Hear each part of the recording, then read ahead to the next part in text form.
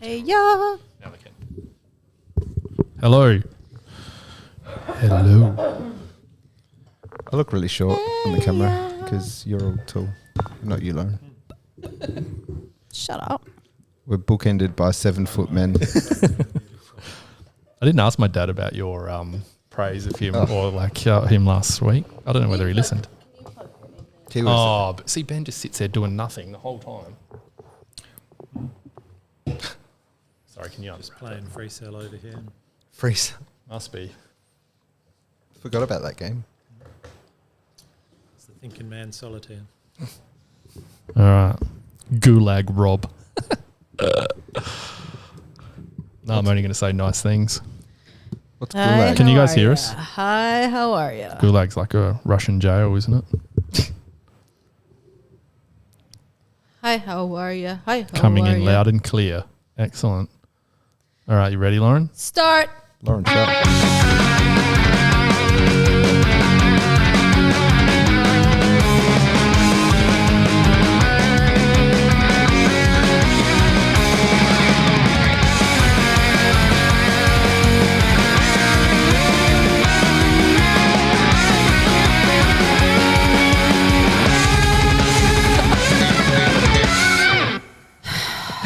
Hello and welcome to Here We Crow, episode 90.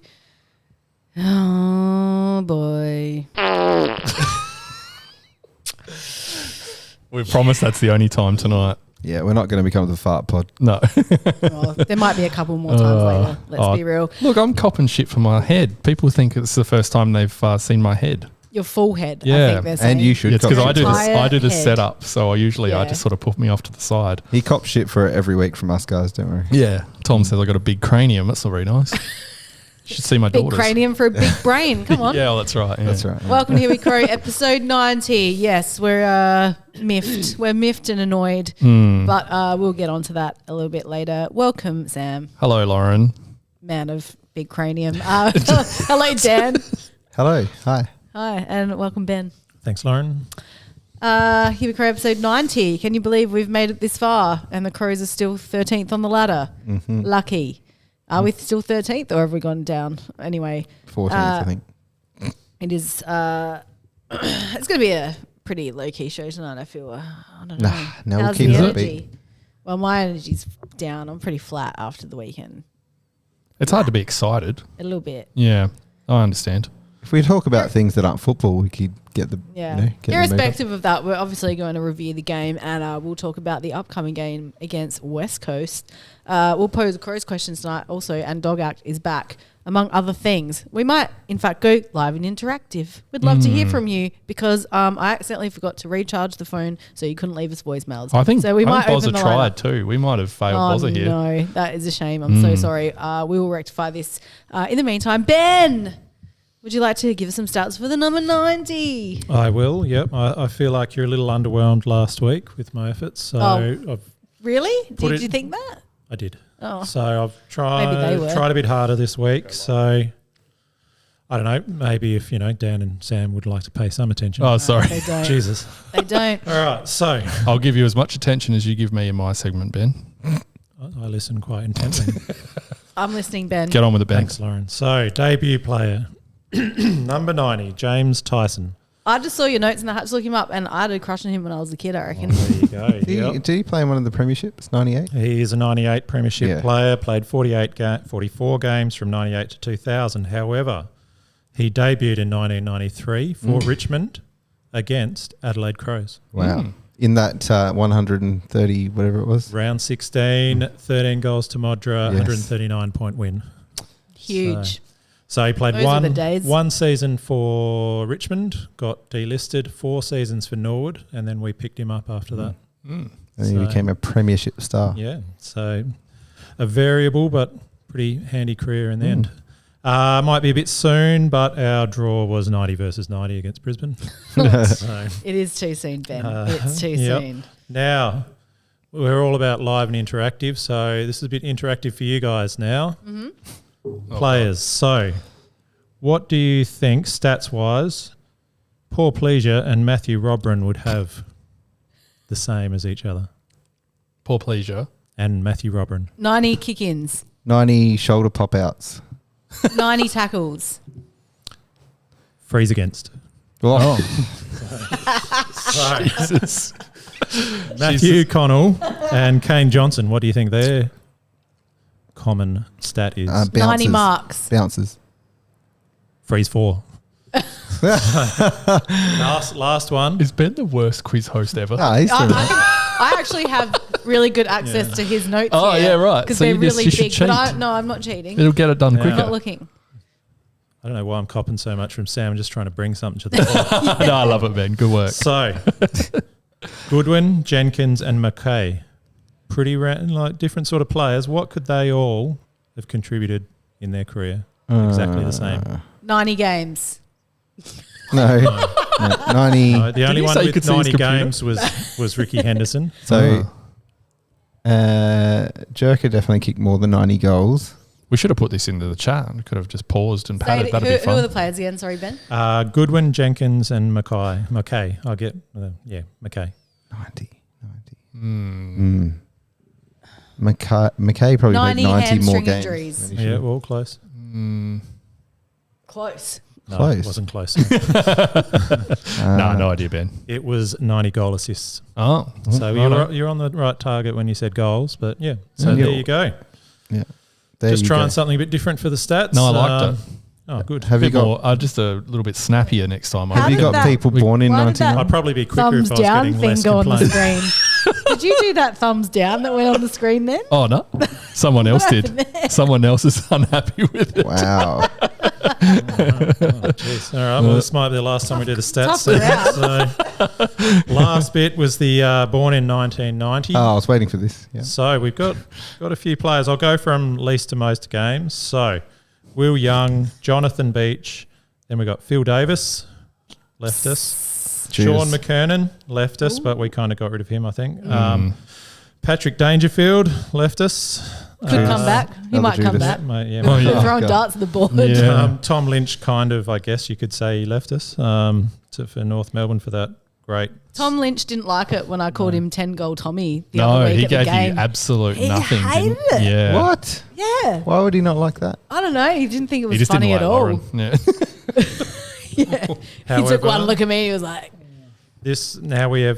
we are starting to touch our toes into the water of current players now. Ooh. We've got a Rory Sloane, 1990, and a Taylor Walker in 1990. There you go. Best friends. So, yeah, we're going to start. their lives just mirror each other so weirdly, doesn't it? Vardy's just popped something in the chat that you might have missed. Well, probably I the don't most- see any of the chat, so The most important thing. yeah. It's when the club was born. Well, I said that back in '87 when we were the Adelaide Football Oh, Club sorry. Incorporated was established. reuse. Thank you very much. Created in the courtroom. Yeah. Oh, boy. Kate, don't worry. The text messages were working and I did get your voice memo. So And no I stress feel about that. confident for next week that with 91 that I'll be able to at least get one stat. Oh, yes. There'll be a few. Yeah. 91, I reckon. Plenty. Nice. All right, let's move on. Anything pumping you up? Oh, nah, not really. Wait, don't we have a stinger for that? Nah. Yeah. No, it's the Cool drinks. Oh, yeah. Is it this one? You got one job, Sam. Oh, it's your job now. You're the I one. know, like, this is supposed to pump us up for the pod, but I'm deflated after the weekend. Yeah. So not much is pumping me up. Oh, actually, do you know what is kind of pumping me up just a little bit? The downfall of Jennifer Lopez. Oh. The other week it was Kendrick and Drake rap beef, and this time it's the downfall of Jennifer Lopez. What's she done? Jennifer Lopez is like a delusional narcissist and just so badly wants to be good at everything she thinks she's good at, singing, dancing, acting. But the fact is she's really only half good at dancing, bad at singing and acting. Anyway, recently J-Lo actually wrote, directed and produced a short film about herself. She spent $20 million. It's called This Is Me Now. It's actually available to watch on Amazon Prime. It goes for 60 minutes. So if you've got an hour of spare time where you want to torture yourself, I recommend taking a look. It is terrible. Anyway, off the back of that, she has been absolutely ridiculed all over the internet. Everyone's come out saying she's a bitch, because she is. And now Ben Affleck, who she recently just got back together with after 20 years of being together earlier, is divorcing her. Oh my God, it's all happening. J-Lo's world is crumbling. Kate said, isn't the subtitle "The Greatest Love Story Never Told"? Yeah, something like that. And it's like, it is weird, man. Like if you're into drugs, take some and watch it. Yeah, because it might be an experience. Off topic, but on topic of music biopics or like documentaries. I was going to bring this up last week or something that was pumping me up, but on the way back home from my trip, I watched the Bon Jovi doco. Oh yeah, and that was if you've like ever dabbled in a bit of Bon Jovi, it's worth a watch. It's a bit sad. The old man, he's trying to hold on. He's trying to get, he's obviously gone viral with how bad he sounds these days. Got to hold on to what he's got. That's right. It doesn't make a difference if he makes it or not. But his wife actually tells him at one point, and this is spoiler alert, that John, you sound shit, basically. And he's like, really? well, I've got to quit. But he goes in for vocal surgery and all this stuff. Oh, yeah, so he's trying to keep going. But it makes you appreciate how big he actually was and how good he was back in the 80s and 90s. Yeah, so, for sure. That's on Disney, I think. Yeah, anyway. I'll definitely suss it out. 4 episodes, easy watch. Anything pumping you up, Ben? Not really. No? All right. Well, we got shrimp. Oh, the shrimp have arrived? Yep, we got some new North Queensland shrimp, algae eaters. Yep. So the biome keeps getting more diverse. I don't want to make you guys jealous, but I went down to Strath on the weekend and I saw the aquarium. Wow. The neon tetras. Can't say with an invite, Lauren. I don't know if you guys realise how small neon tetras are. They are almost not visible. But they've got the neon stripe. If it wasn't for how bright they were, they just look like LEDs. They are very bright, aren't they? Do you have to invite yourself to Strath? Is that No, I got invited. You must think it was you got missed in it was the introduction of Maggie to the Turnbull clan. Yeah, it was. Yeah, I see. Sorry. Seems exclusive. We can't go to everything, Dan. I don't want to make it awkward. If it helps, I did not go to much effort with anything. Claire's brownie was good, so though. no bagels? I didn't make bagels this time. Didn't go to any effort. But my wife made brownies. Yeah, the brownie was good, actually. That was good. I didn't give Claire much love about that, but it was good. No, she picked flat after. Claire, you would have. She was alright. Sam didn't give you much love. Well, you tell her. Lauren and I would have given a lot. That's okay. Ben's got plenty of time to invite us to Strath, and he can make us bagels or whatever the hell he Anyway, wants to. Ben's backyard, the whole bloody garden's dead. It's all. Well, the vegetable patch, they are a summer crops, and how much horny goat weed have you re-sowed anything? Are you looking for some winter veg or? There has not been a lot of of brassica season yet. It is season, but there's not been a lot of time in my life for that's unfortunate. that sort of stuff. So unfortunately, maybe you should hire your garden out to a local just for the time being. Maybe. Well, and it's even gotten bloody harder in my backyard. The day after you came, Sam. Too much information. Ben's backyard's you know where now. the chicken run is, and you saw what the goats did to our lily pillies.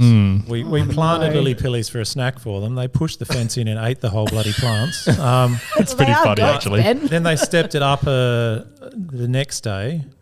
They must have over one of the neighbours' fence. They must have jumped, and then they've gone over the neighbour's fence into our chicken run. Started eating our olive tree, our apple tree. Oh no! Our quince tree. No. Gone mental, and then Claire's gone out there because I was out at the time, and it freaked out because Claire was coming out to the chicken run. It jumps on my nesting box that I built. No, oh no! And then it jumps back over the fence into the neighbours. The neighbours are away at the moment. This is Australia's Funniest Home Videos. I should have recorded this. It's a wild story.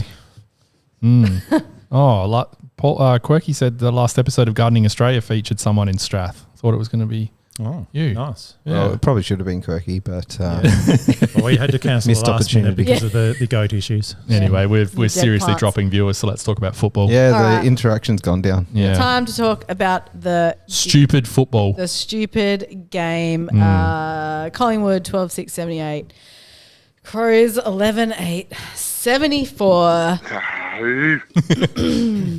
Indeed. Who wants to go first? Well, I wouldn't mind. I got a bit of crickets in the old chat on the weekend about Ben Stradamus predicting the 4-point loss. Oh, well, trust him to bring that up first I didn't time. remember what we said on the podcast, Ben. No. Well, what I said was exactly a 4-point loss to the Crows.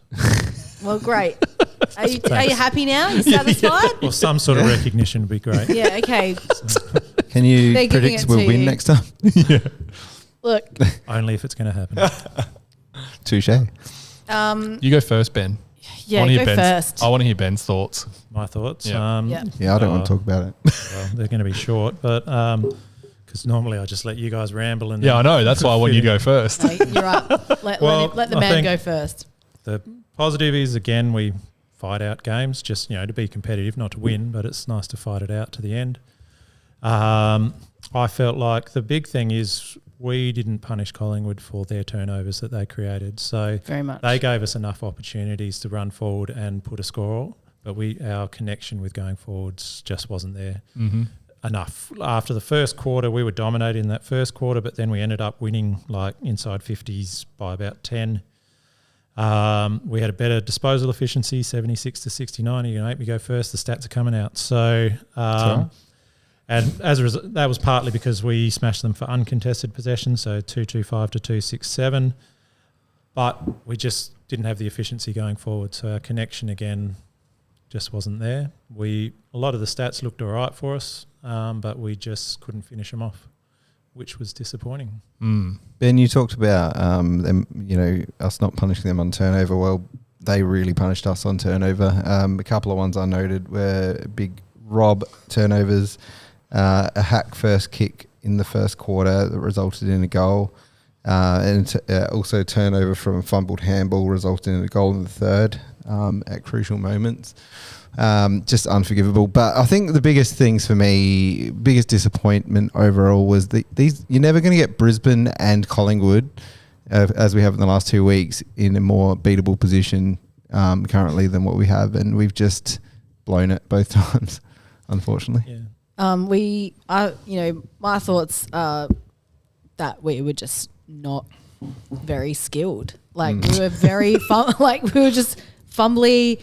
We made some really weird decisions at times, slow decision making. Chase Jones held up the ball quite a lot in parts of the game where we really needed to kind of start moving quickly. Excuse me. Having said that, there was some really good moments. Like there was a moment there, a Saligo classic spin out of traffic. Braden Cook had some amazing clean hands in the middle there. There were some good moments, but overall, I thought our skills were really lacking. The decision making was killing us. Rob, what is going on, mate? Why do we keep handballing to him? And why did he kick it? That last kick. You mean what's going on? I've been bitching about Rob for 3 years. He's no good. I know, but I know. But But honestly, that shank kick, that cost us the game. does That seem- shank kick ended up in De Goey's hands. Kick the match winner. He does seem to be more of a target lately. Like he's getting on the end of handballs. or kicks It and should stuff. just be a flat out rule that we do not handball to Rob. The problem is, And if you do, you get fined. but the problem is, the ruck needs to be an option in the play. Yeah. We've just got He needs the to be better. shittest ruck. His skills are bad. Like, yes, okay, you can argue about the hit outs and whatever. Like, great, he's great at hitting out, but he also hit one straight into Dacos's hands and went through the goal. Like, he's hitting straight into empty space in Collingwood's goal square, forward of the goal. That's so bad. And Dacos runs straight through and kicks it. Like, are you kidding me, mate? Like, that is not what, as Bozza would say, not leadership. Oh, that just drove me batshit. But yeah, I think to that point, those guys like him, and as much as I love Ben Keys, like he's another one who they both just, the errors are just unforgivable at this point. Like they can't be the ones that burn it every time, and they just, you can always set your watch to Ben Keys miscuing a kick, unfortunately, into the forward 50, and it's just hard to watch. Yeah, and there was one there where it was pointed out he had 4 options of open players being able to have a better shot there where he could have passed off. I'm just as critical on that Keys shot at goal as I am with Rob's just whatever that was, shot / try to get it to the boundary or whatever it was. The Keys should never have tried that. And that ball in the hands of one of our more talented players, even if they did go for the shot at goal, wouldn't have had that so easily smothered. And I know he was unlucky, the fact that it bounced off perfectly about 20 metres towards Collingwood's goal. But, yeah, it just shows. It shows we've got a severe lack of top-end talent. I feel like we do no credit to these guys like Rob and Keys by giving them no accountability as well. Like Rob's never going to get dropped because in the eyes of the club he's doing a good job, and it's just there's no accountability for these constant errors. I can't work drop marks and all that, and Keys he does some great things, but again there's no pressure on his spot. It doesn't seem at all. Rob's the typical good bloke role, isn't he? It has to be. Everyone there loves him, and they just I don't know. He might be a great guy. We've got another option. That's fine. He's clearly got a bigger tank than Strawn, and that's why we're not using Strawn. Multiple times. Strawn's not the answer. That's a club inadequacy again. Like the fact they don't have a younger ruckman that's ready to go and is actually challenging Rob for his role. That's a club problem. It's not Rob's problem. And there's obviously something that Rob does that they really appreciate. They see as being important. Team man leadership group. He's good for the culture, and that's fine. But he also needs to be good at kicking and handball. He can be a ruck coach if he wants. His pressure, his actual disposal's not great, but it might be just the pressure, tackles, all that sort of stuff they really appreciate. But I don't know. He does bugger all tackles anyway. But lots of people, not compared to the good ruckman. Yeah, don't know. There's something that they like. I feel like I think it's just we don't have an option. I think Lauren's right. There is no option. Since last year, I don't think it was much of a problem last year because he was actually taking contested marks around the ground. His around the ground work was actually better last year than it has been this year. He's having a pretty down on form year.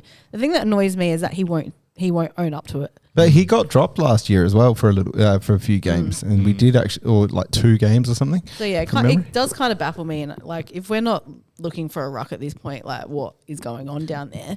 But the problem, and I was talking to Lauren about this on the way. For every person that knocks Rob's game, there's another person that says he's doing a good job. They're wrong. Yeah, I was going to ask that question, who is right? Because clearly people are seeing different things. Well, look, you have a look at and it's funny. Crowcast brought this up today because I actually looked at it as well. We all sit here and we go, oh well, actually he's leading the ruck hit-outs and hit-outs to advantage, or doing really well in both. You have a look at how many actual ruck attendances he has. It's well above everybody else's. Yeah. So his percentage is actually 13th if you do it by percentages. So it's not, his ruck work's not that good anyway. Yeah. So he's just such a frustrating player. It's just another one, and these same players get named every week when we lose, and they're those plotters that they try really hard, but they just don't have the skill. Well, I want to give Ben Keats credit for something, and that was quietening Pendles when he got the tag roll on Pendlebury, who was absolutely tearing it up against us. He was the Dennis Armfield for the week, I reckon. Maybe Pendles. But how dumb, coaching wise, was that first quarter? Really? Both the Dacoses had 15 possessions. It's unforgivable. Pendles had about that. Why no credit given to him at all. Why are we so okay with letting Dacos off the chain? Yeah, and Nick's brought him up during the week. We've never tagged the guy. I don't think. Maybe Keys has done it once, but we're so happy to just let him loose. Is Nixie trying to teach them something there? Yeah, Yeah, I look. Our midfield's too slow and lazy to let or to probably to do much about it, to be honest, really, at the end of the day. Dacos, especially Nick, is just too good. Well, they both are. They're both better than both of our midfielders.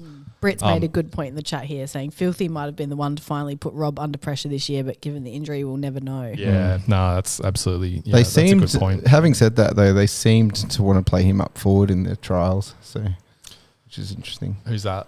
Filthy. Yeah. I think they want him to be a forward more, especially when Tex goes. But the ruck is becoming an issue, and whether we decide to just completely try and flip it on its head and go smaller, I don't know. I don't know what the answer is, but at this point, Rob basically becomes an entirely useless head on the field after the ruck contest. Well, back to your question, he's fairly close to both Gawn and English for tackles. Is he? Yeah. Yeah. What about Cherry? Where he's way under is marks. Yeah. So Gawn's 5.8. English is averaging 6 marks. Yeah. And Rob is at a sky high 1.8 marks. Yeah. That's not good enough, especially when we don't have filth. Well, not when we bail out kick to him all the time. Yeah. When Brody Smith gets the ball and just tries to hit him every time. Yeah. It's crap. moving on from that, another thing that killed me in that game was like just some amazing moments that we could not finish off. And two of those were from Isaac, unfortunately. That one where he grabbed the ball from the stoppage and just like pelted down. And he had 5 Collingwood players chasing him at one point, and then he went to handball to Dawson, who completely cooked it, and that just ruined the whole play. And then, of course, obviously the running too far, which, you know, I was absolutely furious at. Like, let the man have his moment, for God's sake. I'm sure we'll talk about that a little bit further, but it's those specifically. I don't want to gang up on Isaac by any means, because, you know, he was obviously best on ground. I think we'll all agree. It's the finishing those moments. We need to be able to finish them off. That's why we can't win these clutch games, because we're not finishing these great moments off. Well, that's because they're being finished off by plotters who shouldn't be in the team anyway. Just another Dawson? No, just not in that not in that circumstance, but Another couple of notes I made just around some frustrations. One, high fend off from DeGoey that got let go, and we basically elbowed Hinge in the face, and it wasn't a free kick and ended up in a Collingwood goal. So that's a goal that probably wouldn't have happened. And then, as much as Mark has been amazing this year, that slip at the end that gifted DeGoey the goal was really crucial mistake. I don't know how he lost his feet, but we would have been flying off our handle if we were in Collingwood's position and we'd lost the game, and that holding the ball against Keane wasn't paid either.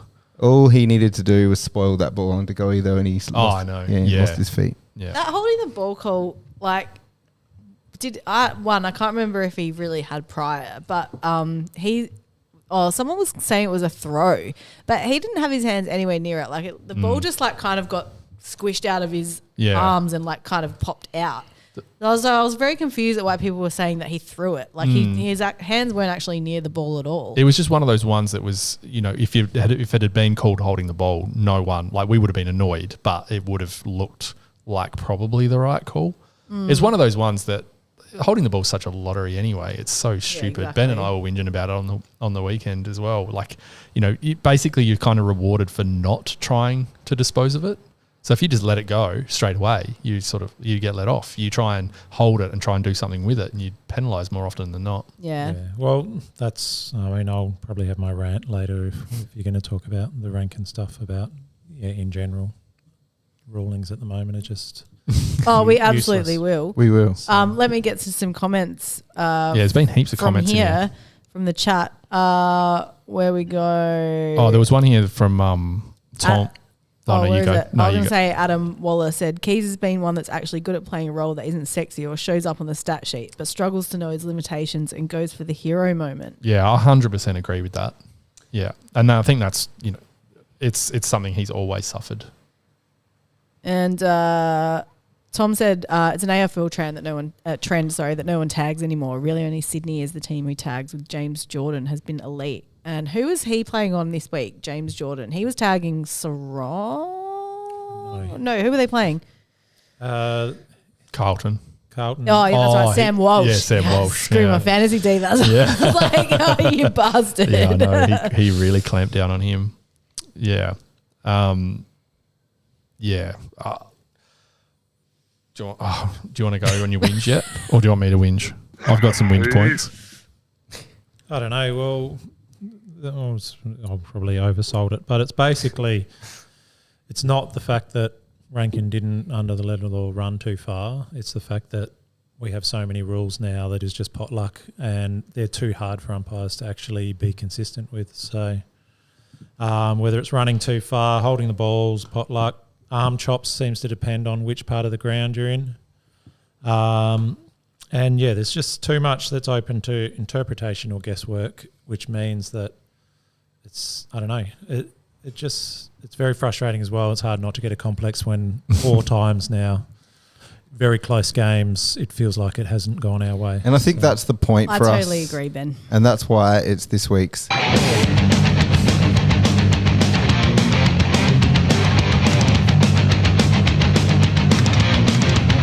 Dog Act. So when the AFL decided to crack down on these rules, like Ben just mentioned, often very often it's the Crows that are the scapegoat. And again, whether the ran too far was correct or not is not the argument. The argument is stop killing the momentum of the game. Why did it happen against the Crows again? Well, the umpires were pretty happy to have Reid, 2 don't argues, 21 steps, no bounces, no problems.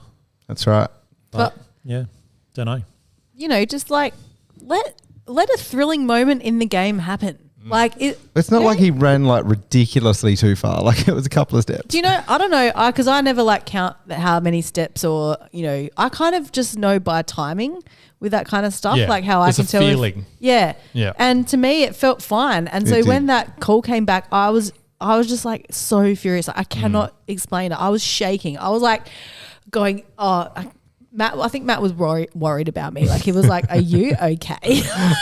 And it's because we are traumatized. Yeah. And we know it's not even about the call. It's just like, why does this keep happening to us? And it does. And like people love to hang shit on Crow supporters and Crows as a whole. And it's just another one of those things. Like we can't stand up for it because it's just another stop having a whinge moment. But it is definitely a dog act. So. If Red can rent a far, then I guess he rents a far. But how about you bloody give us one? Dog act. That was your laziest one yet, but I liked it. Yeah, I ran with rage. Far with far. Yeah.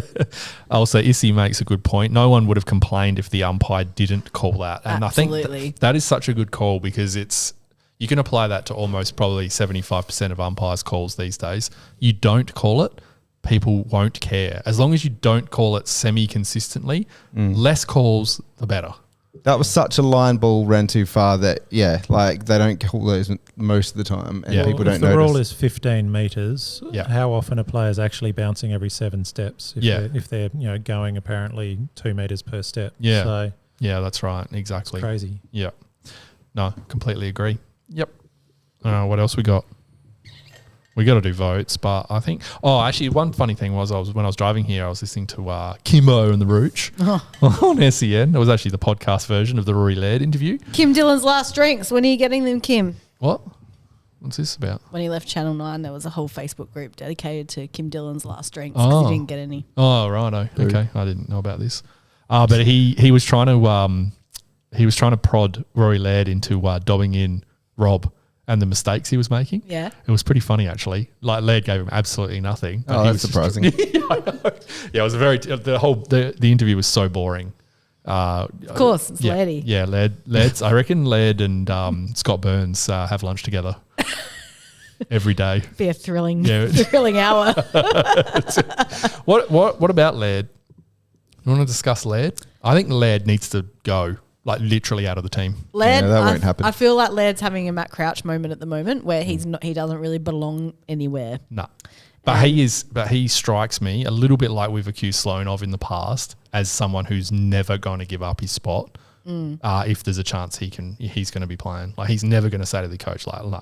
Well, all the sort of comments seem to be that he wants to be in that midfield and doesn't want to be pushed out of it by Crouch or anything. But Crouch is clearly playing better at the moment. And Crouch had to fight his way back in. So what makes a difference? Why is Laird any different? Laird should have to fight to be in that side as well. And if anything, he should go back to half back if Crouch is playing better football. Well, they did that dumbass like half and half thing again with him and Crouch. It's like 68 or 70 each. It just shows It's how kind of unsure like they they're are. getting 1.5 players out of 2. Exactly. I don't like. It doesn't matter what sort of like. It doesn't make like any sense to me. Does it? Does it make any sense to you? I don't. It doesn't. Like it's just weird. That's just in Tony McGuinness territory for me. He's like, if Malcolm Blight came in tomorrow, he'd be gone. Yeah. Bring in Blighty's broom. So is Nix is too scared to make these calls, isn't he? Yeah. Well, Nix and Laird go way back. Yeah. Like if anyone's Nix's pet, it's Lairdy. Because I know we've sat here and bitched about players, but let's be honest, this all boils back down to the coaching group, doesn't it? They're the ones picking them. Yeah. Again, it's that issue with it's the same thing as Crouch. They weren't ever going to get rid of the, All-Australian club champion. And Laird is in the exact same boat. Yeah, Issy just made that comment about how Smith joked about the coaches needing to drag Lady kicking a screen. That's exactly what I was referring to. I remember that. That is so shit. You can't say that. It was like when Sloan was coming back and he was like, no, I'll be playing midfield. It's like, no, that's not your call, mate. What other teams, players, senior players, do you hear saying shit like that? Yeah, it's so annoying. None. Yeah. You would never hear Christian Petrarca say something like that. No. Or Lockie Neal. Because Christian Petrarca earns that spot. You know, he doesn't have to say it. Like, come on. Yeah. Oh, I completely agree. It's very, very irritating. Yeah, some of these guys need to like properly watch their tapes and their effect on the game, and bloody they didn't seem to. Kate's just said, as a fan, I hate that we're in a position to have to bitch about our champions because the coaches won't make the tough calls. Exactly. Like Laird and Smith, for example, like they've been players that I probably would have said are some of my favourites back in the day, like amazing servants of the club. But there's a time when you're not having that effectiveness on the game anymore. We have to call it and do something about it. And it's weird too because like when we started this rebuild, we were happy to let go of. We let go of Talia, who, warranted was injured, I think, at the time. But, like, we could have used him that next year. And we, took him off we got rid of him. Who else did we get rid of? Like, cleared out a bunch of players. But why aren't we doing that now? Like, well, look at Hawthorn, for example. Like, when they've gone proper rebuild, they've gotten rid of their top end, like those older 31, 32-year-old guys. Like, we just don't seem to want to do that. Like, this is where we should be trading like a Smith and a Laird off to somewhere else for like round 4 picks or something. Well, like I'm sure we're going to discuss this a bit later because it's obviously our upcoming opponent. Whose shoes would you rather be in right now? Like West Coast have absolutely bottomed the hell out and have been terrible for a couple of years. I would probably rather be in their shoes right now. Now they've got the best. Now they've got Harley Reid. Now they've got like a generational talent. You can see them, but like, Harley Reid's one player, obviously a very bloody good player, but I don't know, you can just see them pulling them, like they've just made the tough calls and they've absolutely killed themselves. They played in a premiership, 5 years ago? 6 years ago? Yeah. Yeah. And now they've bottomed out and they're coming back again. Why doesn't our shit club do that? Adam just commented about Yo and Dangerfield, like how we're being named with the, like, honestly. I think West Coast, they're not that dissimilar to when we were having terrible years and won, 3 or 4 games that we didn't expect to win. I'm not necessarily on the West Coast train just yet. All right. Yeah. Well, we should talk about that. Like maybe we beat when we're talking about Melbourne the when they were top of the ladder and when the year that we were terrible. That is we true. had surprise wins, and they seem more solid though. We felt like green sheets. I don't know. I think it's just. Is Hugh Greenwood it's gettable? our biases to see so much negativity in our own team, Buzz. I reckon. Dustin Fletcher. I feel like this year so far we were heading in a trajectory, we've blipped down. I don't think it means that our rebuild is stuffed and we're still heading in the right I think direction. it's stuffed if we don't make the right calls from here on in. Yeah, yeah, I don't know. I'm erring on your side of caution, Ben. Nah, you guys are stupid. I'm Look, I'm somewhere between the two. What I guess get sick of is just people getting over the top about how bad everything is, and but that's because you just want to be positive. I'm honestly sick. I try and stay fairly steady. I don't.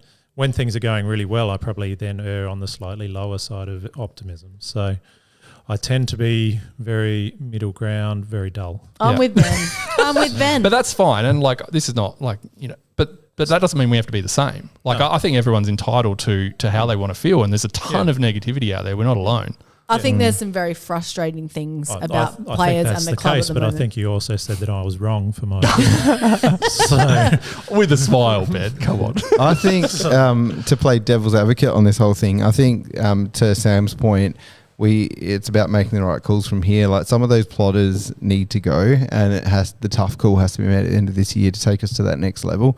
But I don't think it's all doom and gloom. I think some of the stuff like Saligo coming good this year and being one of our best players week after week is huge. Rankin's obviously taking his game to another level this year already.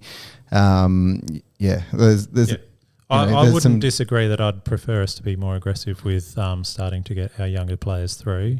But I guess I don't get as outraged about the fact that they don't do it. So I think it's annoying, but it's just, it would be nice to see, like, start of the season, I couldn't understand why Nankervis wasn't in the team. Yeah. Now he is, and he's proving why he should have been. So, And, I don't know. You're right, Ben, and I think the next 3 weeks we've got 3 what we would class as easy games, 2 at home, 1 at the MCG. You know, Nix is not taken this week easy.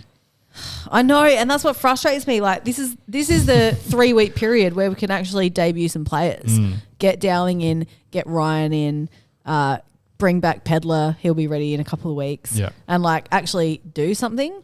Yeah, you know, I wouldn't be so frustrated as I am right now and so negative if I thought we weren't going to waste the rest of this year. Like that. That's just. I think that's me thinking about it like overly over the last like couple of days is just purely because I just can sense it already. We're not going to do the right things to shape up for next year. I wish we did. I hope we do. Well, it's like if we don't start debuting these guys who really, a player like Zach Taylor, like come on, like when are we going to give him a run? If we're not going to give him a run, why is he in? It feels team? like they've already stamped a couple of those players that are that as no good, haven't they? I don't. But it's just like just throw them in. Like these are the weeks to throw them in. Even if you don't see a future with them, chuck them in. Just see. Yeah. If they've got the spark, you never know. Like, how do you know? But none of the older players are gonna want to give up their spots, are they? To allow that to happen. So with that pressure on, why don't we have any of those older players being managed? Well, we've like got some of the Isaac. other clubs do? like Luke Parker. Yeah. We've lost Isaac. Well, we've lost Isaac now, so that's one So midfielder Schonberg will come in, I forward. reckon. So Schonberg will hopefully come back in. Who else was there? To come in or go out. Well, surely Ned's going to go out. Well, a question we just got was who's the more pressing need to go out, Laird or McHenry? I'd have to definitely McHenry. It's got to go.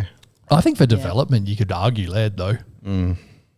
Just McHenry's just lost, isn't he? Oh yes. Oh, he's no good. He's not good enough. I don't think he's an AFL player. No. But yeah, if you could swap a McHenry and Laird for even Berry and Schoenberg, that'd be a nice sort of. I'd rather both of those guys can do a bit of forward and midfield. Yeah, I'd rather Berry and Schonberg, and I'd rather.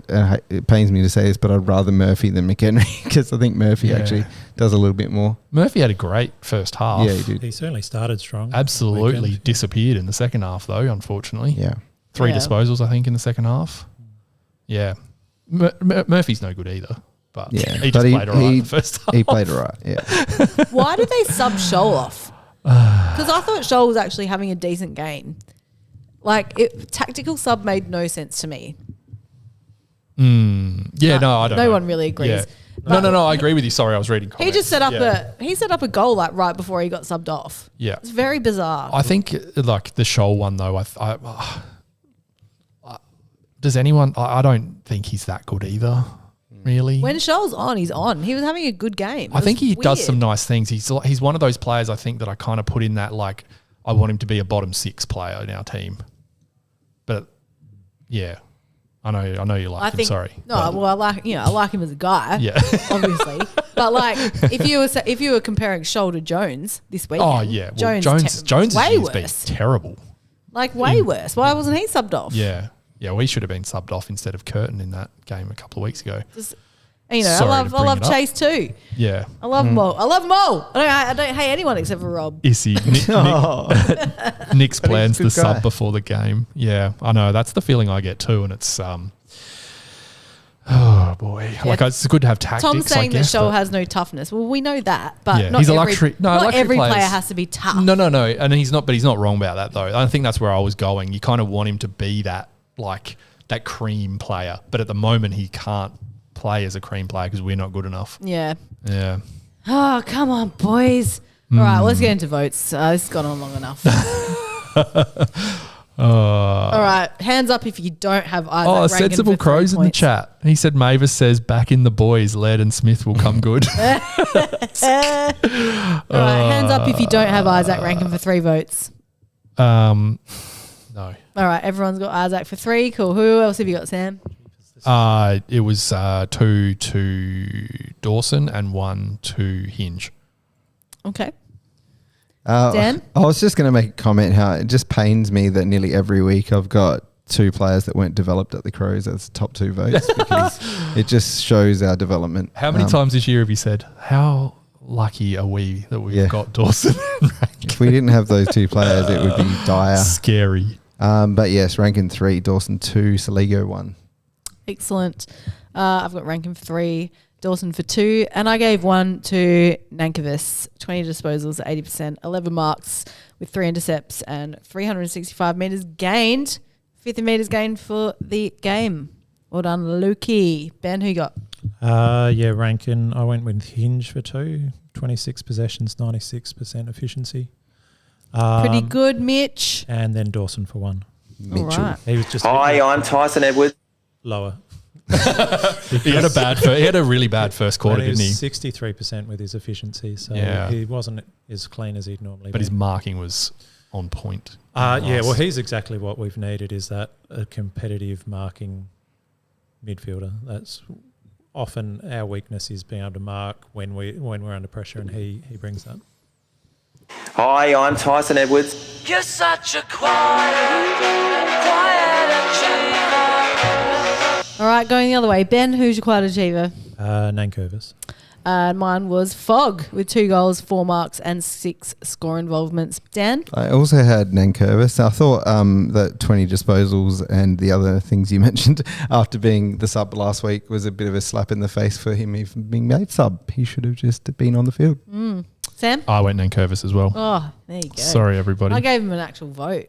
No, it was good. Nankervis was great. Yeah.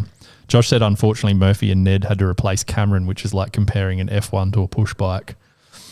Yeah. It's, far too accurate. Watched the F1 last night, actually. Piastri went all right. We do love Dank, yes. Great player. Anyway, on to the next one, as they say. Yeah. What's the next segment? What is the next segment? I don't really have good. I've got a couple of goods, but I got no. I actually don't have any bads. Where's this your week. segment How do you thing? not? Oh, well, the game just made me sad anyway. It's kind of just gone over everything. Give us your goods then. If you want to know what's in the spring, get into Rowan Jarman. KFC double breaded chicken. Yeah. Have you had some? No. It's good. What does that mean? Oh my God. It's just crispier. Do I have to get some on the way home now? Maybe. You might have to I'm take me to thinking the I might set. sneak You might have past to take me to the drive-through, Dan. KFC just here. Yeah, I can do that. Usually Doesn't when- sound gluten-free though. It's not. No, sorry, mate. The KFC is not bad, actually. Even when it's quiet, they seem to keep things crispy there. It's not bad. right. Yeah. But it's good. Is that a special order to ask for the double breaded? No. That's just what they've changed now. I think they've just done it. It's a new thing they're doing. It's like a separate range, but they do it in the Zinger Stacker as well, which is what I had last Friday, and it was good. So do you have to specifically say I'll have the Zinger Stacker double breader? Yeah. Wow. Might be extra crispy. I can't remember what their official name of it is, but it's double breaded is what they're doing. You do have to ask for it. It doesn't just come. I don't think so, no. Okay. Oh my God. We've got Pete's Pizzas. Oh, we'll get there. We'll get there in a second. Sorry. Yeah. Thought we were doing it with the game. Oh, We should yeah. have. We always do it wrong. And the only other good thing, did you know Banana Boogie's back in North Plimpton? Have they reopened? They have. I did- But only later in the week. So only like Thursday, Friday in the weekend, apparently.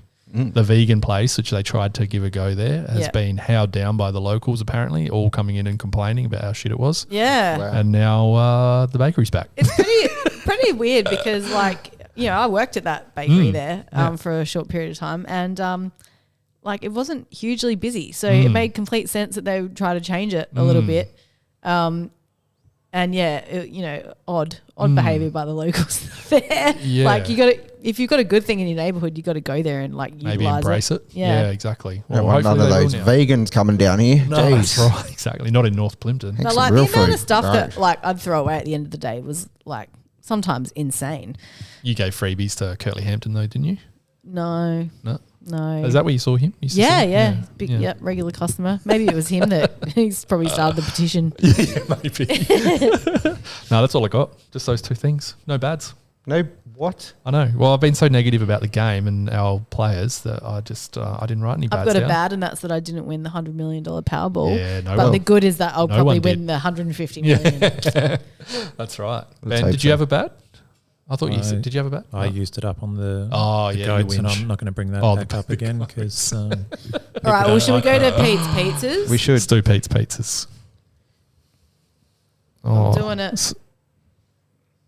In the early 90s, they released Light and Crispy. No one remembers. It's like KFC had some sort of mind control. Oof. Light and crispy. Sensible Crow said that.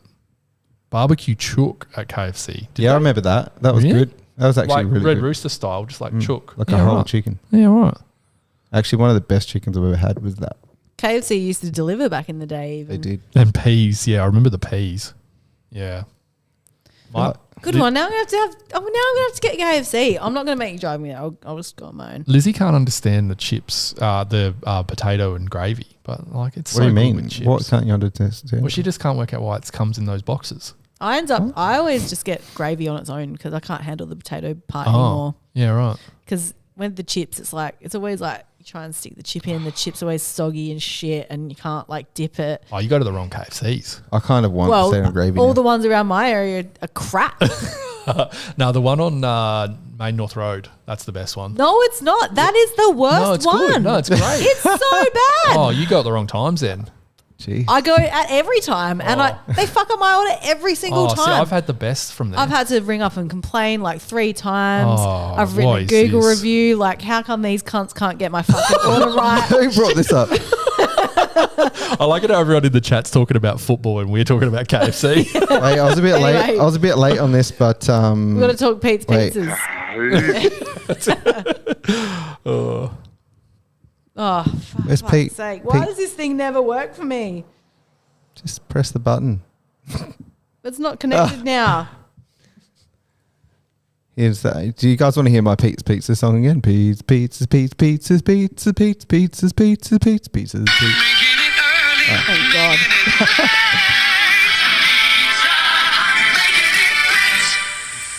Hi everyone, welcome to Pete's Pizzas. Thanks again to the Here We Crow crew for giving us all a platform to feel completely shattered together. So I'm going to give you 3 takeaways to chew on after yet another incredibly disappointing narrow loss against Collingwood on Saturday. First up, I'm talking about clearances. Centre bounce clearances. What a disaster that was in the first half. We can't have Crouch and Laird both play midfield, and Laird attended more centre bounces than Rankin, Crouch and Dawson. Sorry mate, there's only room for 1 inside mid, and I only have 1 small margarita pizza. So I'm giving this pizza to Matt Crouch, moving on from the Rory era. Rory Atkins is gone, Rory Sloane is gone, and now it's time to say goodbye to Rory Laird. We need kids like Sam Berry and Harry Schoenberg to step up into the midfield now. Second, I'm serving up a magnificent marinated zucchini and capsicum special pizza, topped with feta and sun-dried tomatoes for the brilliant performance by Isaac Rankin. Isaac put in an enormous shift. He worked overtime to make up for our ineffective midfield. He went forward and kicked a goal of the year to put us in front. And then after his team let him down yet again, he ran down the wing in a last-ditch effort to try and win a game for us. And he pushed himself so far that he injured his hamstring. I hope the spuds in the team were watching and take some inspiration from Isaac's incredible game. And lastly, I'm talking about close losses. We're all sick of watching us lose close games, seeing us squander opportunities and letting teams get 5-goal leads and then making a great comeback only to lose anyway. So to Matthew Nicks and the rest of the team, you've turned up a few minutes too late. The oven is still hot, but we're sold out and the pizza shop is closed for the night. Come back next Sunday for the prime time of 4 p.m. and try your luck then. Thanks, everyone. Thank you, Pete. Well done, Pete. Pete always Very puts good. it so well, and it was made all the worse when Port came back from nowhere and won on Sunday. For God's sake. Yeah, so annoying. Enjoyed the KFC chat. We won't say any of them, but they were good. Thanks, team. Also, Ben's face when Lauren swore. It's all right. Henry's not listening tonight. Isn't is he? he? Who Is would have Ben? thought it would be KFC that really brought out the pain? All right. Do we have anything else? What Social else? media. Is that? Oh, are we doing that? Is that next? Sure.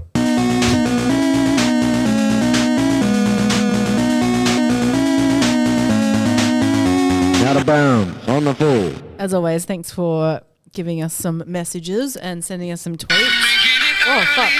Hey. Pete's is happening again. I do have some text messages from you. All right, here we go. Digger. Rob doing Rob things with a panic dump kick instead of using his teammates by hand. Wonky face. Drunk face, I think it is. Siren went to end the game. I immediately turned off TV and stood in backyard in a 2-minute silence. Yes. I don't know what happened. I had a meltdown. Oh, here we go. We've got one from Kate. Hi, Huey Crow team. I thought it was high time I did my bit to help out the long-suffering supporters of the Adelaide Football Club.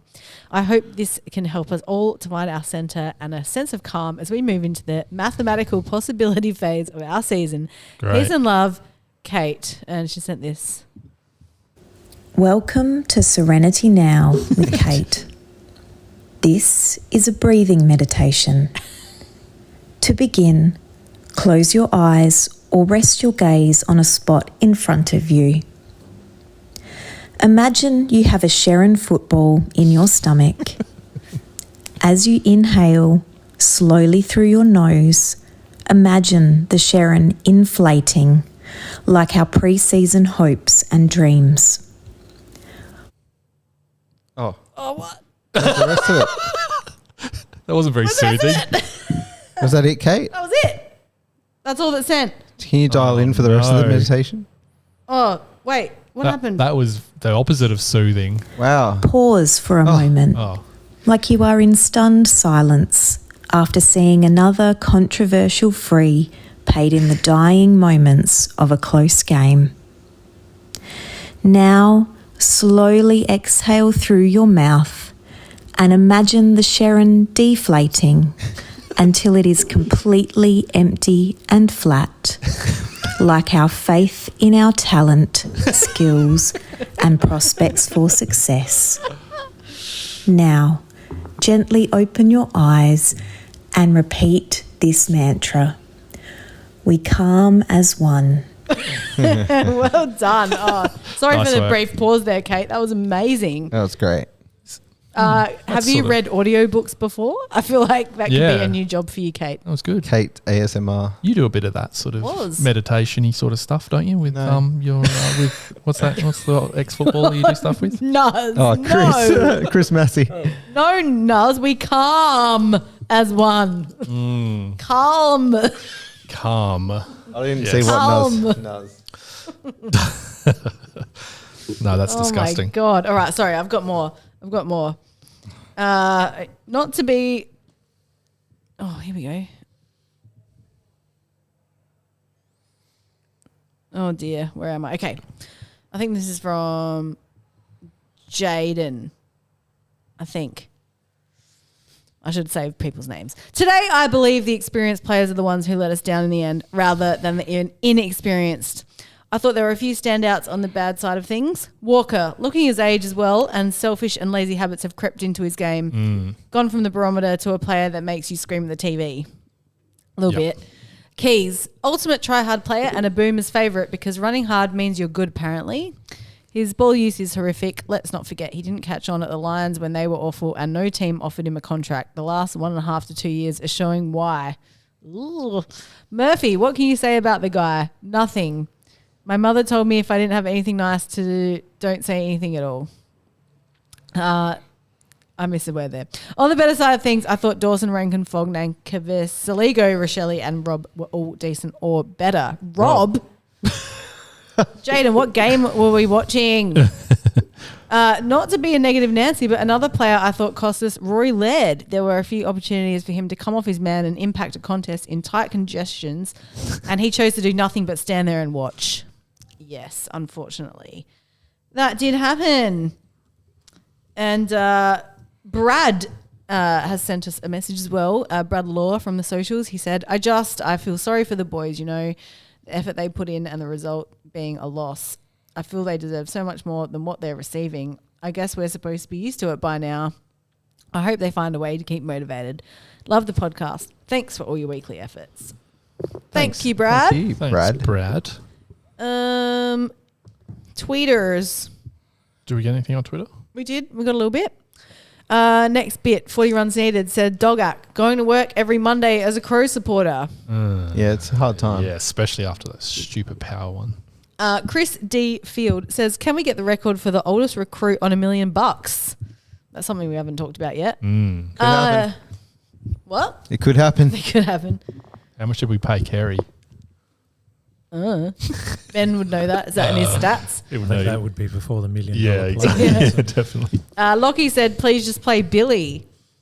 Yeah, just on that, Billy Dowling, obviously, he had that massive game at the start of the year. I don't think he's been the best player since. I could be wrong, but should be doing your homework, Dan, before you make such. I know he hasn't been statements. for a little while, and he's going to struggle to get in. He doesn't seem to be getting his name thrown up as much.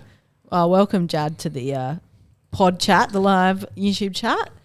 Good to have you here. Love your content, mate. Maddie C. In, Strawn, Dowling, Curtin, Schomburg, Pedler, out, Rob, Ned, Murphy, Rankin, Smith. Oh, we wish. That'd be my dream. I saw that earlier today. I reckon you'll find that probably McHenry, maybe, and definitely, obviously, Rankin will be out, and that'll be it. And after the game, we got one from Richard. Once again, Laird had zero impact with backwards handballs and giving it to the stationary giraffe ruckman. Surely with some very winnable games, we send a few blokes back to the twos for a stint and try something different. I'd start with a mix of Laird, Smith, Rob, McHenry, Himmelberg. He goes on to say, Laird 59% CBA for one centre clearance.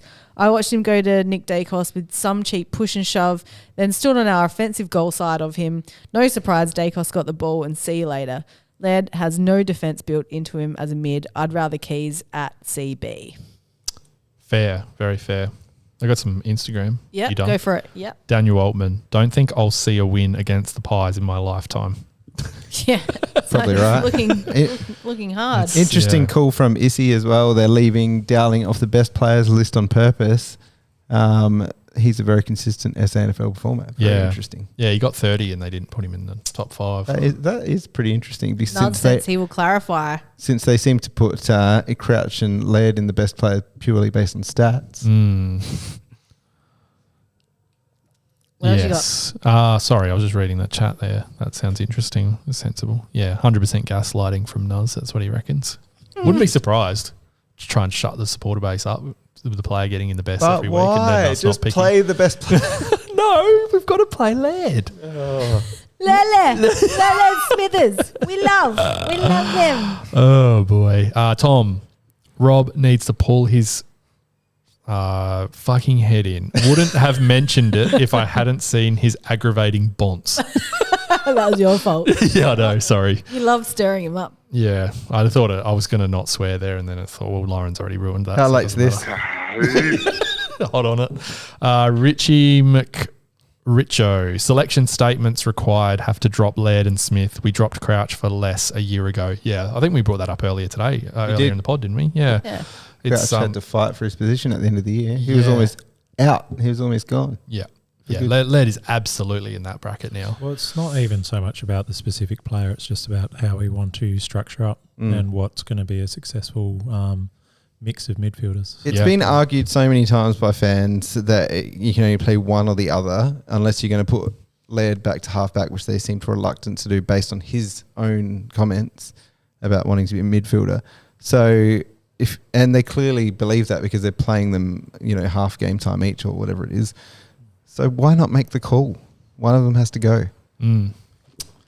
Yep. Remember that? Was that the West? That was the West Coast game last year that Crouch got. Was it when he got dragged and we had those old people in front of us booing him?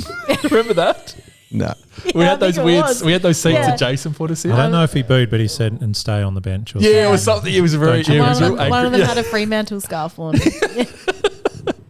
It just made me think of that. Anyway, Digger, what is the record for the number of dump kicks to the opposition by a ruckman?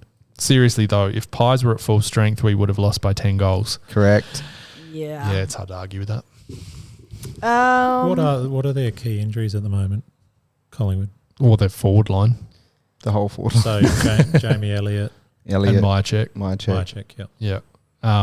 Can't name any of. I don't know. I can't remember. I don't know their injury list well enough to know just how Tom Mitchell short of being their full strength team. It's not as if we're without players that we wouldn't mind being. On the team. I know. Jeez, I don't think Mr. Positive tonight. No, I just think again we get very reactive.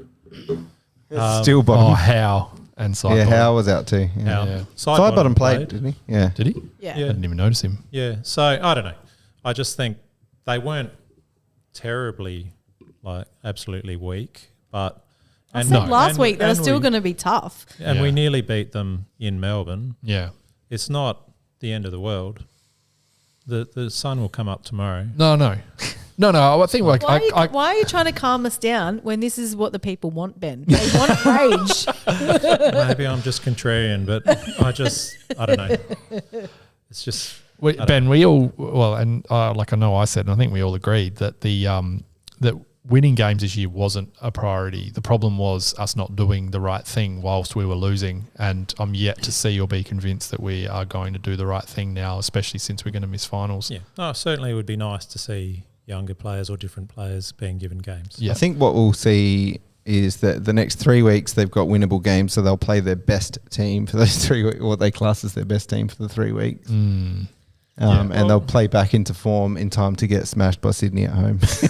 I think structurally we need to look at blooding players in general. I don't think we can take any game for granted. Like Melbourne get beaten by West Coast because they're a bit off.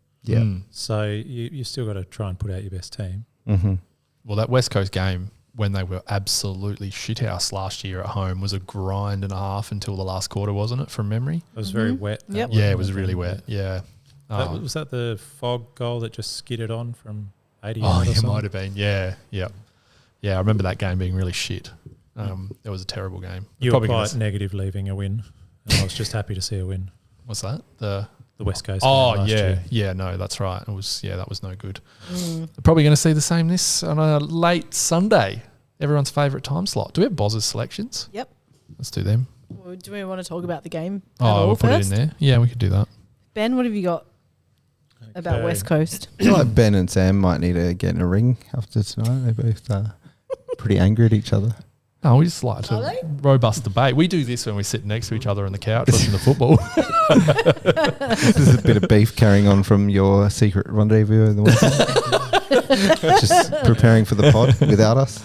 It was all very friendly up in Strath. It was a good little visit. It was building. It was bubbling under the surface. Our kids were very excited to have a hold of young Maggie. So didn't drop her once. Nope. So no drops.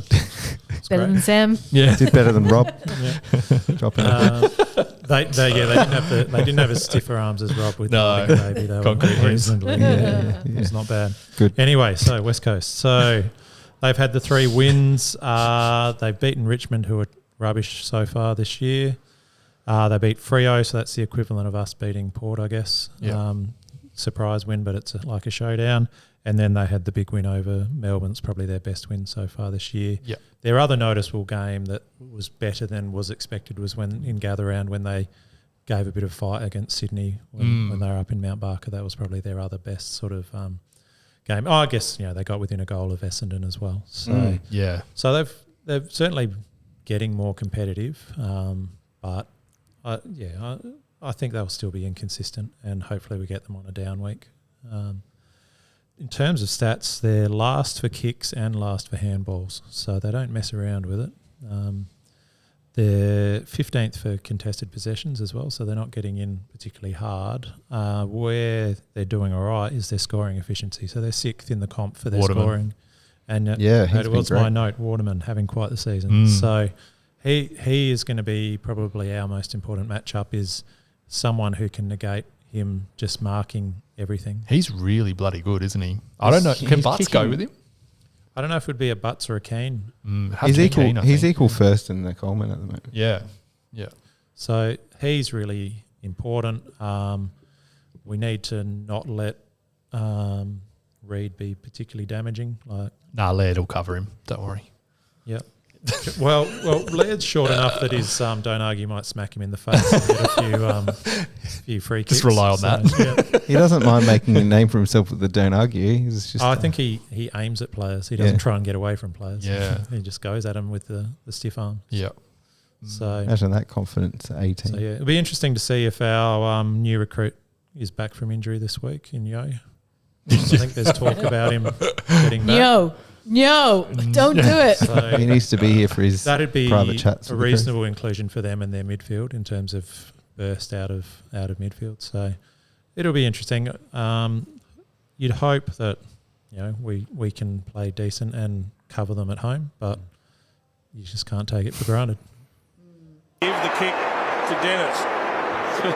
So we're right behind him, and the Carlton fans are right behind him. Once, twice, 3 times. Oh, look at that. Yes! He's the master blaster. Ben, I know you would have thought about this. Do you have Yeah, any- I've had to put a bit of thought to it.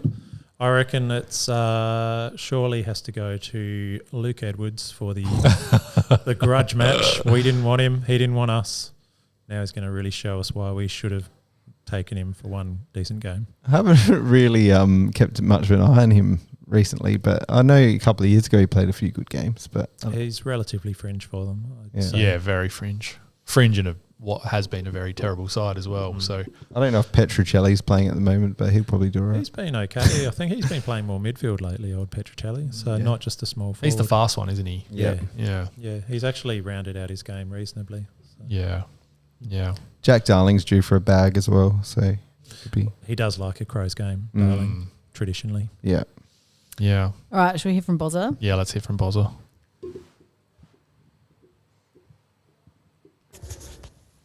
Good evening, everyone. Round 11 from the Sauna. Feeling very number 4 for Richmond. Still today, but pushing on. West Coast at home. I don't have much left in the tank, but we'll keep pushing. Wholesale changes, because why not? Just a quick point that I think that Nank, Cook especially, and also to a lesser extent Saligo, proving that youth is the answer short term, let alone long term. So let's go, Mr. Sheen. Hopefully you can learn from your mistakes early in the year. I've got 5 changes. Dowling to make his debut. Shoe back. Rolf Pedler back. Gallant back. And Beef Curtin back in to the team. Elliot, Ned, 23 unfortunately, 33, and Jones and Scholl out. Jones to be made sub. Last point, because I'm losing the voice. Imagine if we just left Beef in this week, I think, and brought him on in the last quarter, sent him forward, no pressure, just fly for Mark Kidd, and maybe he took a grab and be a hero. But 3 winnable games coming up. Not that I like losing, but it's probably better off long term that we throw all 3. So I'll be back in the West Coast this week. Thanks, guys. Go on your pause. Izzy just made the point that you didn't drop Rob, which I think was just an omission on your part, Boz, because I feel like you would have. Normally. No Strawn. He's given up on Strawn. Yeah, it's about time though. Yeah. I don't think if they haven't played Strawn yet, they're probably never going to. But Bozza brought up a point that I was going to bring up, and like none of us are going to seriously sit here and say that we should lose this weekend. But does anyone care? No, I don't. I would prefer to see some debutantes than us win. But I reckon, like back to what I said before, I reckon we'll only make the 2 changes: McHenry out and Scholl. Oh, hang on, that's 3. Scholl, Rankin, and McHenry in Schonberg. I don't know who else comes in. It could be Curtin. But yeah, the problem is the SANFL team didn't play again. Oh, what a shit league that is. Do they ever play? It's so stupid. They had their bloody They're playing on state Saturday, game again. Saturday afternoon. Oh, good. Hit us up on the chat if stupid state game that no one cares about. If Scholl, McHenry, and So Rankin angry. are out, who comes in? Issy, yeah, there's a good chance they won't drop McHenry, but they probably should. Won't. They won't. Got to get Murph and McHenry in there. In response to your question, I would like to see a win. Who would you? I haven't seen a win at home yet. Yeah, neither have I. Neither have I. I wouldn't mind seeing one. Oh, because you didn't go to like Showdown. To see one. Yeah. Who do you think will come in if they this week? I reckon, Schoenberg will come in. It's got to be. I don't know. I don't know if they've run out of enthusiasm for McHenry like most other people have. So, I'm not sure who will replace him. Maybe Berry. Maybe Schoenberg and Berry. Don't know. Not sure. I just don't see them. Like, has Berry done it? Like, has Berry been performing that well in the Sandful? I know I haven't watched a lot of the Sandful. I try to. They don't tend to play many games. No, that's right. Not sure. It was 2 years ago they last played. Shit. I really want to say like Dowling and Taylor in, but I've got no faith in the club actually pulling the trigger and playing a debutant. Like, I just got no faith in that at all. I haven't. I just haven't watched games other than just see what stats come in. So I really don't know how they're playing, in what way Dowling's getting his possessions and stuff. So I don't know. I'm not sure. Tom said no, Berry hasn't. Yeah. And then said Taylor for McHenry would be ideal. So I'm assuming Taylor's been having a okay few games. Well, he looked really, really good before his foot, the year before. And he seems like he'd be a talented little player, a little bit like what's Saligo was when he was starting. So when they drafted him, he was highly rated. I think there was just some serious knocks on him, which made him drop well down the draft order. He was ranked to go a lot higher than where we took him in the end. So you'd think a little bit of mid, a little bit of forward, he might be able to fill a hole. Yeah. I like what we're seeing from the two we drafted last year as well. Yeah, I'd love to see one Edwards of them. sounds like he's bigger and more physically ready from what everyone says. And Ryan, but sounds like he really has a go. And both are skillful, which is something we lack. So it will be exciting once those players start getting put in. Like they were talking about how this, draft crop, they're most excited they've been about a draft crop for ages. So well, let's put him in the sample that plays twice every 2 years. Yeah, hopefully we see How's that mid-season draft going to go, you reckon? There'll be no sample players traded in because no one's seen them. Yeah, that's right. But it's okay because we'll just give them a 6-month contract, then tell them that they'll get re-signed and then delist them. Yeah, that's right. Tom said Cade Chandler is who I think Taylor can be like. Both seem very similar. Cade Chandler plays all right for Melbourne, doesn't he? Yeah, Chandler's been pretty handy for them. So Adam said they cursed Berry by making that stupid tackling machine video for socials a while back. Remember that? Yeah. That was that Garlop, wasn't it? Josh Garlop? Oh, yeah, it was. That's right. Yep. Deary me. Deary me. Do we actually talk about Elliot Yeo? I know we brought him up. Yo! But we actually talk about it? Oh, surely that's a piss take. What are we doing? There was a lot of talk on the Adelaide FC Discord about it today, obviously, when that tweet dropped. That's just... Do we have too much money and we're just like... we're just like, hey you, rando, hey you're all right. You're old. You've got a year or two left. Do you want to come over with us and we'll give you heaps of money because we need to? Yo, I think it's is more like Paper Pins Mark II. Yeah. He's injured at the moment, isn't he? He's injured all the time. I think the bigger thing is that we've shown that we've got money. Obviously, having a crack at some of these players like Goulden. And the other thing is like our name just being dropped by management. Yeah, 100%. Yeah. That's what I think it is. Yeah. Yeah. I hope we're chasing players.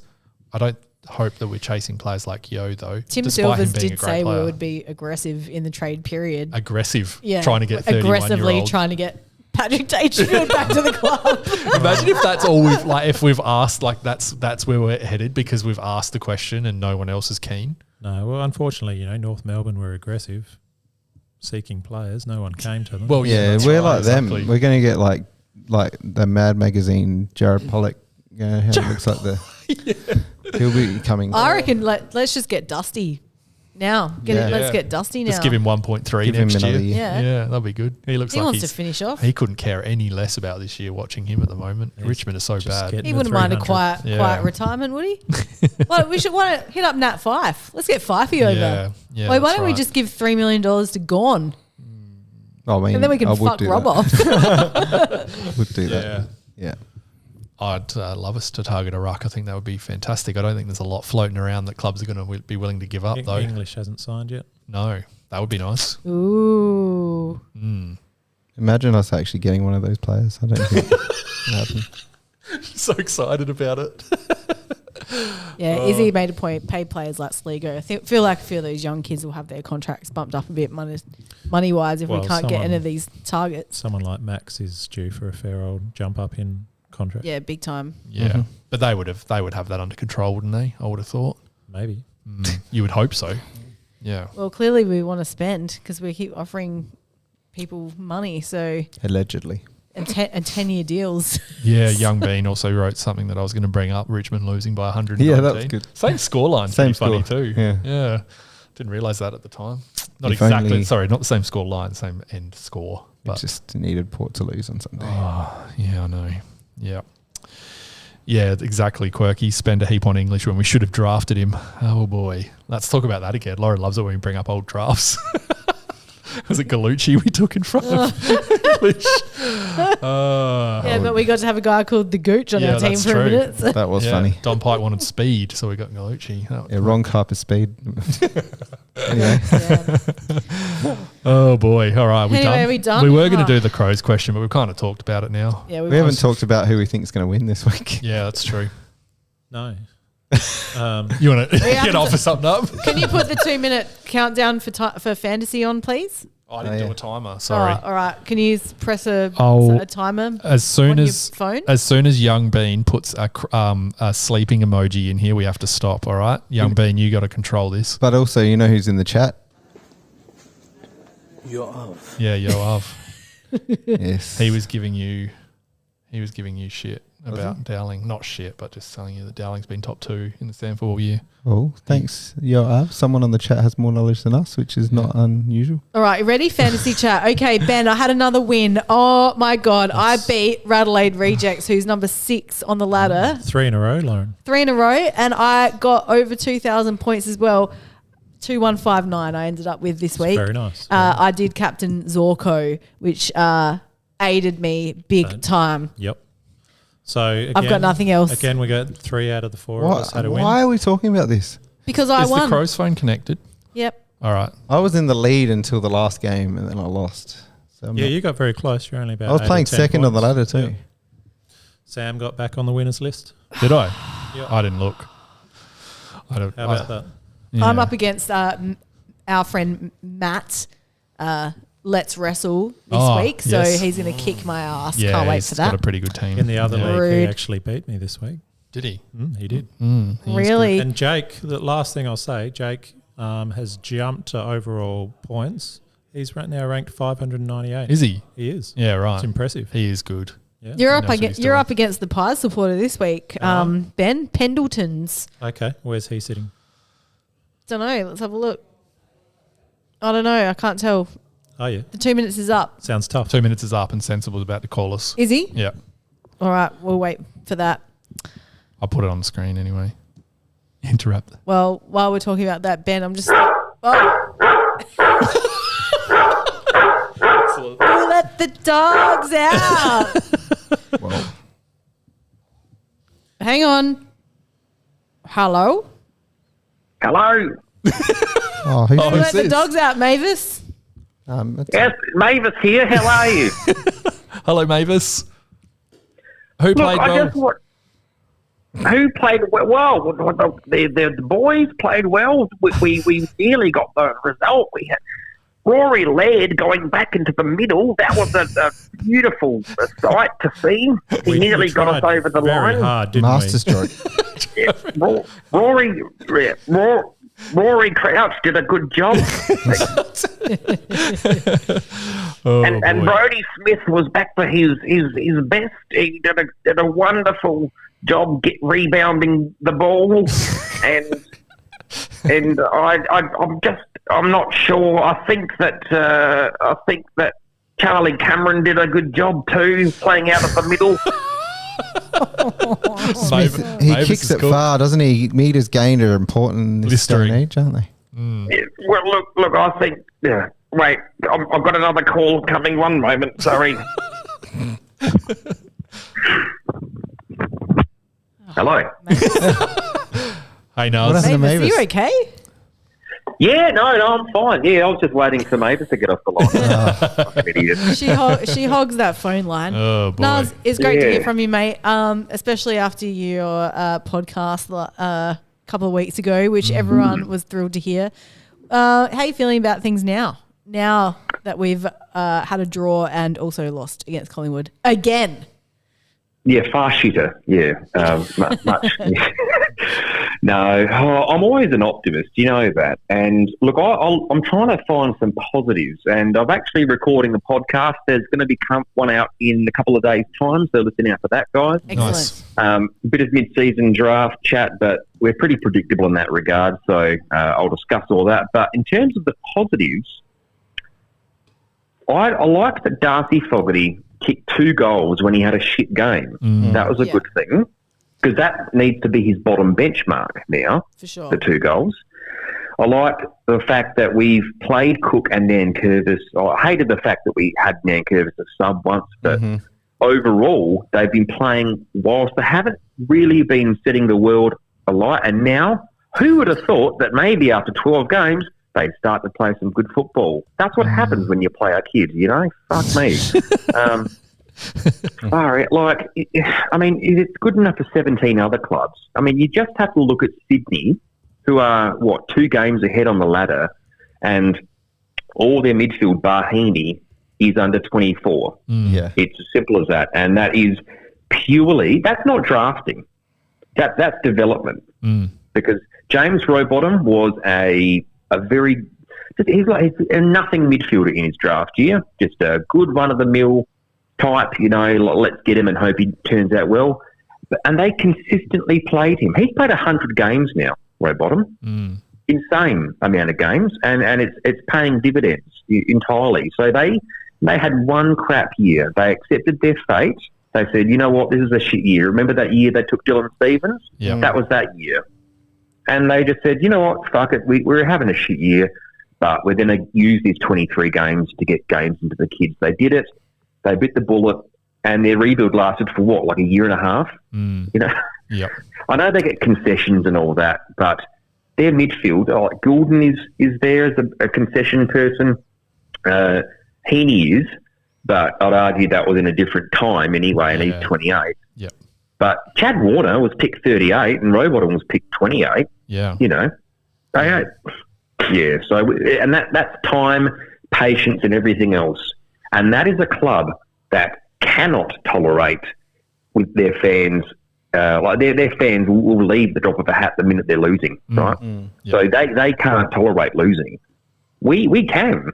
Yet we're not brave enough to actually be shit for a year. Like have a blip year. We're so desperate for finals that we might even waste cap on someone like Elliot Yeo, who's injury prone. But that's insanity. Yeah. It surely is, right? That not one person I've heard from has said that's a positive thing. So I think it was mentioned on your pod just before, saying that, you know, hopefully Saligo and Rankin and Michaelini get their payday, and that's what we use the cap for. And if we do that, that's quite clever, because then we, you know, bring forward the cap space, and then we could, you know, go for a target 2 or 3 years down the track when we're hopefully a bit better, instead of just wasting it on someone for the sake of it. Yeah. That's, so a lot of decisions there. Yeah, it is. I've got another hypothesis as well, but I'll save that for the podcast. So, Is this the Dowling one? Yeah. No. That's no. This is like what I do with our salary cap space. Oh yeah. But the Dowling, and I'll finish off on the Dowling thing. So in 100%, we are being gaslighted to some extent in regards to Billy Dowling. So I watch the SANFL I almost study it more than the AFL games, to be fair. And Billy Dowling has been in the best every week. He had one average game, but I'd still say he's in the best 6, right? But all the other games, top 2 or top 3, first game, top 1, right? And they're purposely leaving him out. So the majority of fans that don't follow the SANFL and don't watch it and analyse it, they go, oh, he's not named. Just like, you mentioned earlier, oh, he wasn't named, so he mustn't have been playing that good. Nonsense. He's been playing scintillating football. Absolutely just out of this world football. For a second-year player, he's playing better than what Berry, Saligo, Pedler, and any other midfielder we've had over the past 5 years. He's been playing better than those guys in their second year. It's absolute bullshit. They're trying to pull the wool over our eyes so we don't call it another debut because of this false narrative where the club thinks that if you have games played, that's a golden ticket, and you will somehow be more experienced and better. And you know what? Brodie Smith and Rory Laird, they're not leaders. That's the problem. So it's Taylor Walker. He can play till he's 47, right? That's fine, whatever, because he's a leader. He's a freak. He's one of those sorts of players. Clubs have them. Dangerfield, Hawkins. You know, every club has one or two, right? But if it's good enough for Sydney on top of the ladder to drop Luke Parker, who's arguably better than Laird and Smith, then it's good enough. It's good enough to drop Laird and Smith, but we won't do it because we're scared of, I don't know, the super happy friend group that's happening there, because they're clearly part of that. And I'm fucking sick of it, quite frankly. I really am. Yeah. Sorry to have to swear, but I'm just so done. We really need to move on from those players to get a breath of fresh air and to stop stifling the career trajectory of a lot of the young talent that we do. Because kudos to the club. We have drafted pretty damn well over the past 3 or 4 years. Let's not fuck it up by playing them out of position constantly or not giving them a shot or ruining their confidence, a la Dan Curtin. Yeah. Rant over. No, fair rant. Can I ask? So what are they trying to do? So what do they just not rate Dowling? What's the go there? I think they've just set in their ways a bit, maybe. Like they clearly at the start of the season, if you recall, Matthew Nicks had a bit of a Freudian slip about they didn't have plans for Dowling this year, and I think we know we're conservative with our approach, and we clearly got plans in place. We'd have shit written on the board from 2022 saying, oh, this person does this and that, and we're very slow to react. We're a very reactive club and not a proactive one. And so I think that Dowling has almost caught them by surprise and be like, where do we put him? And look, this is where I'm not so angry, because I don't want Dowling to lose his continuity and learning his midfield craft by getting shoved on a forward flank. Yeah, that's it. So, I'd rather learn in the midfield. But if that is the case, then just come out and tell us. Say, we don't want to shove him on a forward flank. We want to get 20 games in the midfield so we can learn his craft. And, everyone will be happy.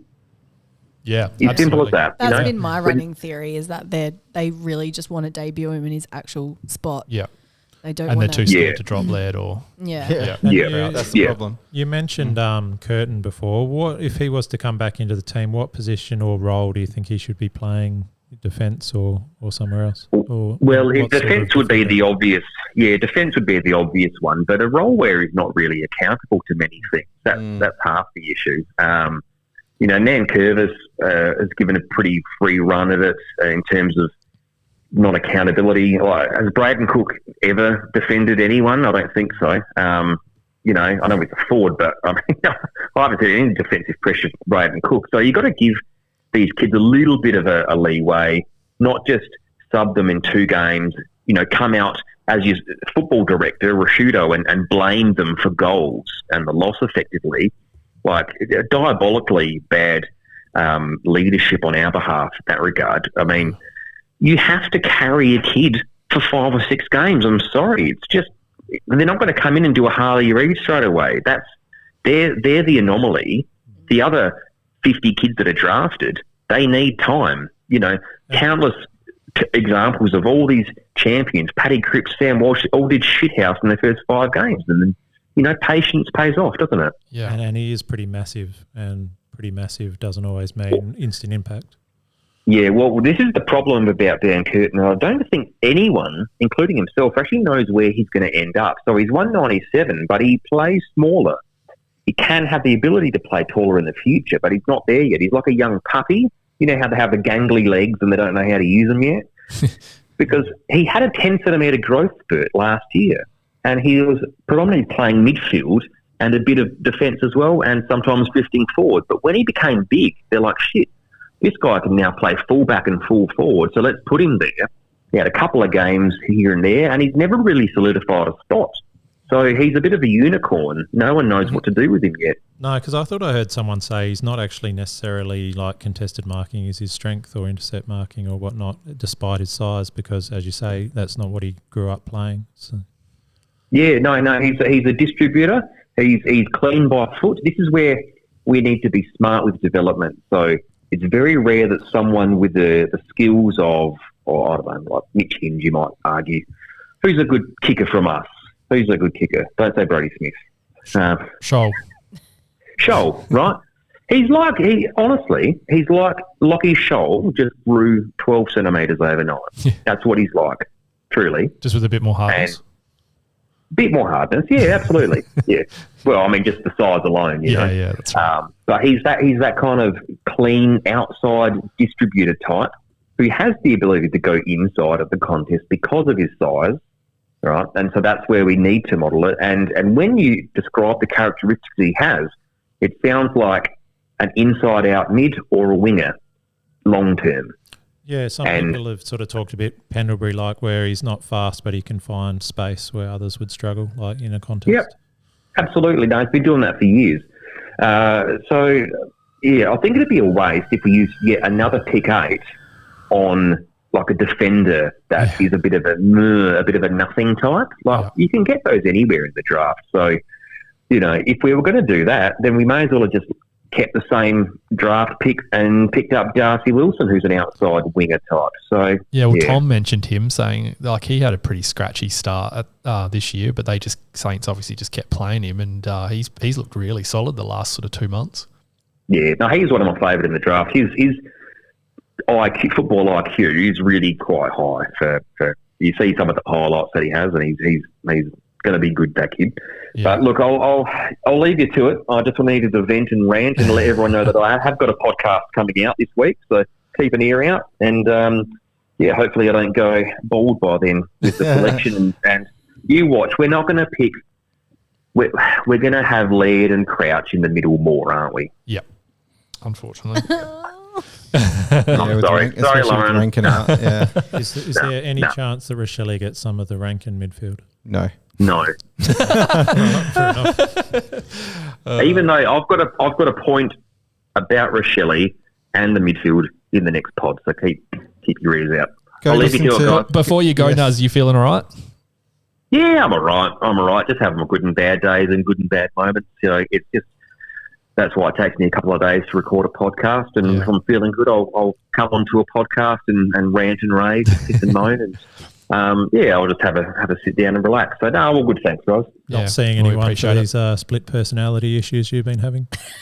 Yeah, angry Crow supporter. No, I'm just always an angry Crow supporter. No, more your Mavis issues. Mavis. The Mavis. Oh, yeah, I know. Yeah, got to really work on that, don't I? No. She comes out of the best moments. Yeah. Thanks for calling in, Nuz. Always good to hear from you, No worries. mate. Thanks, Nuz. Everyone, do yourselves a favour and give Nuz's pod a listen when he puts it out in a couple of days. Stay rude. Stay sensible, Crow. Will do. Thanks very much, Nuz. Thanks, Nuz. Well, let's wrap it up because yeah, now we're just hanging out for Sensible to release a podcast. Yeah, so we can hear about the mid-season draft. Yeah, and TA are turning the lights off. They want us out of here.